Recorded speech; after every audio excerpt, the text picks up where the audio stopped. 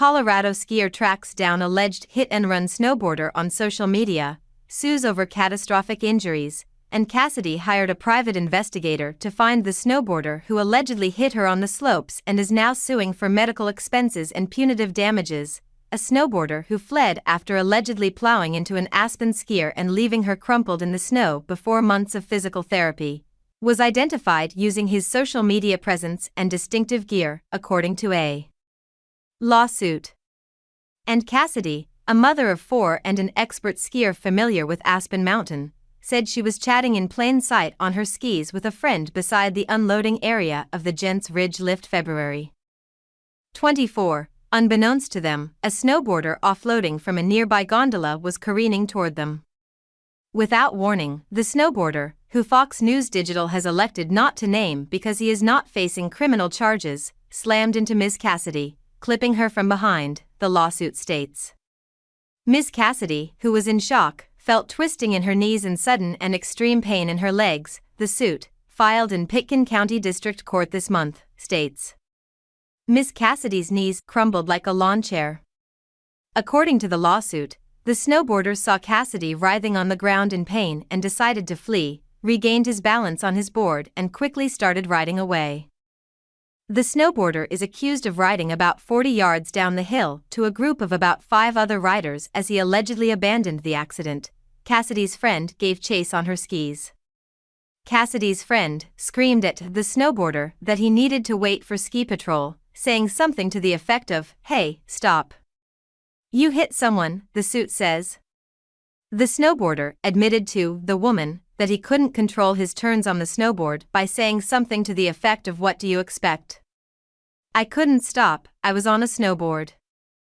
When the woman returned to her injured friend, a Good Samaritan skier pursued the snowboarder, asking, "You hurt someone, don't you want to make sure she's okay?" The Good Samaritan is quoted in the suit stating that the snowboarder had a foreign accent. The hit-and-run snowboarder allegedly told the man to mind his own business and said he was going to hurt him if he kept following him, but the skier took a photo of the snowboarder on his phone to file a report with Aspen Mountain. That photo would prove to be a crucial tool for identifying the unknown rider. Cassidy was taken to Aspen Valley Hospital, and according to the lawsuit, she suffered an ACL and MCL tear in her right knee, a medial root injury to her right knee, a torn meniscus in her right knee, an ACL tear in her left knee, a shoulder injury, and an injury to her right hand. The suit said Cassidy needed crutches for 8 weeks, wasn't clear to drive for 9 weeks, and is still undergoing extensive physical therapy. Generally an avid athlete who runs half marathons, the woman claims she is unable to participate in any sports, regularly experiences pain in her knees upon movement or strain, and has not been able to take care of her family as she typically is able to. Regular activities like dressing and bathing have become difficult, her range of motion is now limited, and she allegedly experiences PTSD-like symptoms. This case is about skier safety awareness, Cassidy's attorney, Michael Fox, told Fox News Digital. Skier hit-and-runs are up across the state of Colorado, Aspen included. It needs to be known that you can't ski into someone, cause obvious injury and then ski away. It's common sense and the law. Initially filed March 20, Cassidy's lawsuit referred to the runaway snowboarder as John Doe. But an amended complaint named the man and detailed mountain staff and private investigators' efforts to track him down. When staff members at Aspen Mountain were unable to track the snowboarder down after getting help for the woman, they turned to footage from their ski lifts, according to the suit. They found a snowboarder with the same gear as the man in the Good Samaritan's photo: black ski pants, a black ski jacket, a white, gray and black liner or neck gaiter, a black Burton snowboard with a neon bottom and distinctive white Vaughn zipper goggles with red lenses. The snowboarder got onto the lift about 5 minutes before Cassidy was hit around 12:05 p.m. Each rider on the mountain has an RFID code on his ticket to walk through onto the lift, and the snowboarder's pass identified him as the defendant now named in the lawsuit. Cassidy's attorney hired a private investigator, who tracked the man down to Astoria, Queens, and called him on the phone. The suit notes that the man who answered had a foreign accent, matching the Good Samaritan's recollection. Upon hearing that this was an investigator hired by Ms. Cassidy concerning a ski accident in Aspen, the persons stated they were not the hit-and-run snowboarder, but friends with the rider, the lawsuit states of the call. When asked for this person's name, he responded, "It doesn't matter who I am."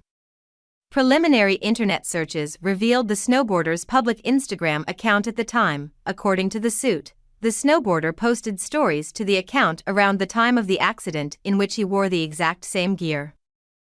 Although ski accidents are common, Vermont personal injury attorney Roger Cohn of snow sport-specific firm Cohn Raft said hit-and-run incidents are not.